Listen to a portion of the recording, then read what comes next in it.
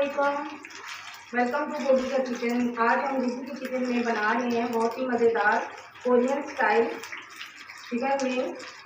इसे आप KFC style से भी बना सकते हैं जैसे हम बनाते हैं, लेकिन आज मैंने इसे दूसरे मेथड से बनाया है।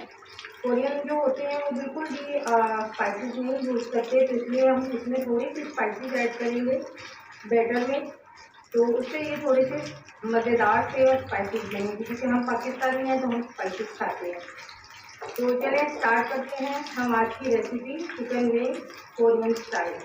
यहाँ पे हमने चिकन विंग्स लिए हैं, इनको हमने कोरियन स्टाइल में बनाना है, लेकिन आज मैं इसे अपने मेथड से बनाऊंगी। थोड़ा सा मैं इसे चेंज करूंगी और इसे हमने यानी चिकन फ्राइड की तरह बनाना है, जैसे KFC स्टाइल में होती है चिकन।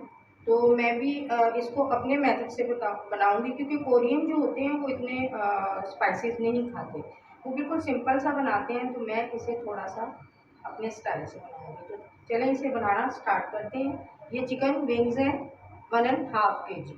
यहाँ पे हमने 1 कप मैदा लिया है, हाफ कप यहाँ हम बेसन लेंगे और इसको हमने अच्छी तरह से छान लेना, ताकि इसमें जो लम्स वगैरह होते हैं उससे गुठलियाँ ना बने।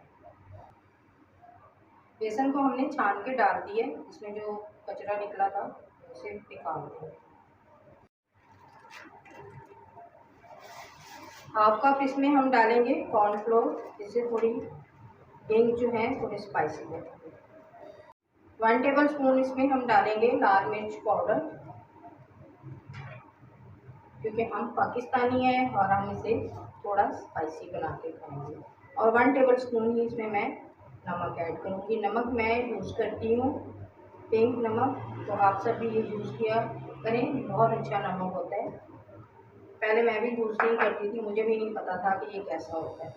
इसको हम अच्छी तरह से मिक्स कर लेंगे। विंग्स को उठा के हमने इसमें अच्छी तरह से डिप करना है और इस तरह सारा इसको लगा लेंगे। और इसको हमने ठंडे पानी में नहीं डालना, जैसे हम बनाते हैं ना इसको रोस्ट टाइप, तो उसमें ठंडे पानी में डिप करते हैं, इसको नहीं हमने करना।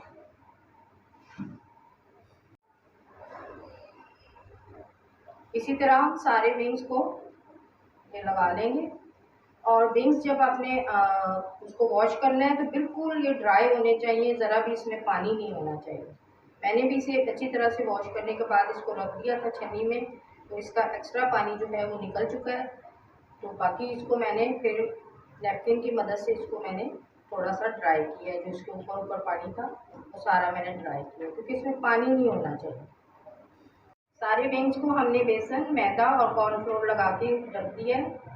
अब हम रेडी करेंगे ये वाला जो है, इसका भी हम बैटर बनाएंगे। इसमें भी मैदा है और कॉर्नफ्लोर है और इसमें मैंने बेसन ऐड किया, और इसमें वही स्पाइसेस हैं जो इससे बचे हैं, वो मैंने इसमें पानी डाल के इसको थोड़ा सा लिक्विड बनाना है। बहुत ज़्यादा पतला नहीं करना आपने, इतना करना है जो विंग्स के ऊपर रुक जाए।